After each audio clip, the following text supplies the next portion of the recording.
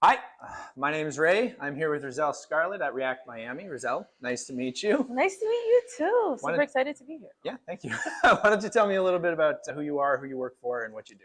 Yeah, so my name's Rizel, like you just said. I'm a developer advocate at Github.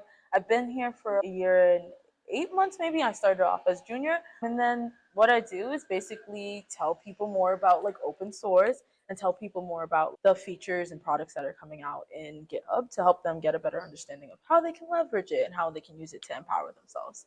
Gotcha. Yeah. Cool. All right. So you just spoke here at React Yeah. Miami. Is this your first time at React Miami? Yeah, it is. It Yeah? is my first time. I'm having fun though. It's lit. The whole one-track talk experience is pretty interesting. Yeah, I think so. Yeah, I was like, I'm so used to like different tracks, but I think it's good because it helps people to focus in on one area. Yeah. Were you able to get out to the event yesterday? No. I did want to connect and see the React documentary. I have seen it like 4 times, but I did get to go to a little, what was it, brunch with some other speakers. Oh, Yeah, okay. Cool. yeah. Cool. That's good. So switching gears a little bit, Mhm. have you ever heard of low code? Do you know what low code is all about? Yeah, I've heard about low code. I've used it some. I'm not like someone that's used low code a lot, but I've used it like with Wix and a whole bunch of other like different Okay. features. Hey, what were your thoughts on it?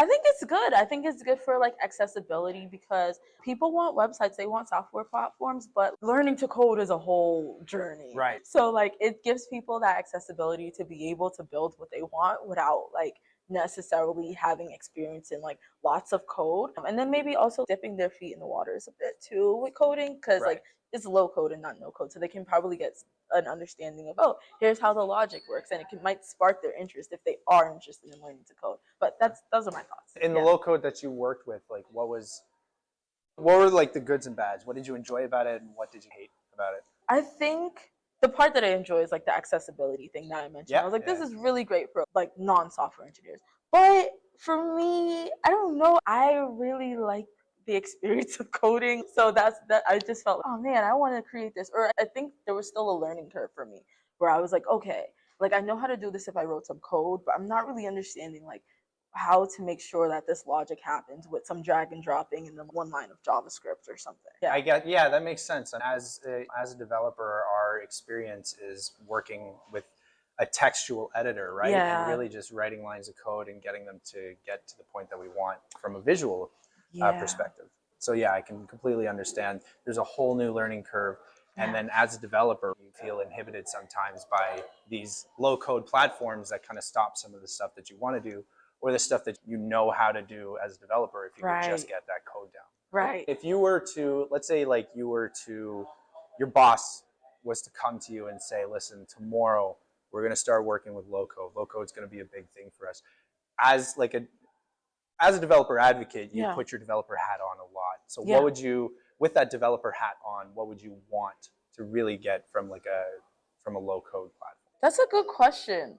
I think from a low code platform, I think I would want to see the code underneath, if that makes any sense. So if I dragged and dropped a feature, can I see what code was created to create that component?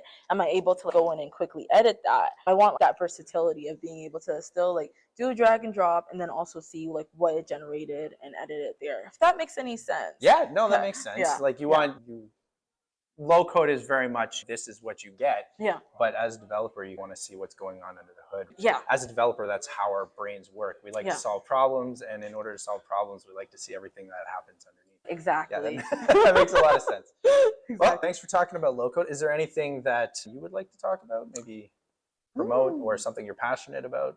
Yeah, I could talk about Copilot because my talk was just now about GitHub Copilot. So if people aren't familiar with it, it is an AI pair programmer that helps you to code faster with less work. So basically you write a comment or like a kind of prompt and it helps to autocomplete code for you. I think it's great because it helps you to write code faster and just focus less on the syntactical things of code. I also talked about like at least one point that I think is really important for is people who might speak English as a second language, where I feel like code is very American English centric and it's so hard to remember, oh, how do you spell this and where does this semicolon go and all that. So like using Copilot, it just helps you to speed up the process and focus less on that. Yeah, that makes sense. So Copilot, it's not language specific. There's versions of Copilot that work for Spanish or French or. Yeah, I actually showed a demo of I wrote a Spanish comment and it was able to generate the code for me. That's really cool. Yeah. That's a very smart thing to think about. Yeah, because we don't think about it, but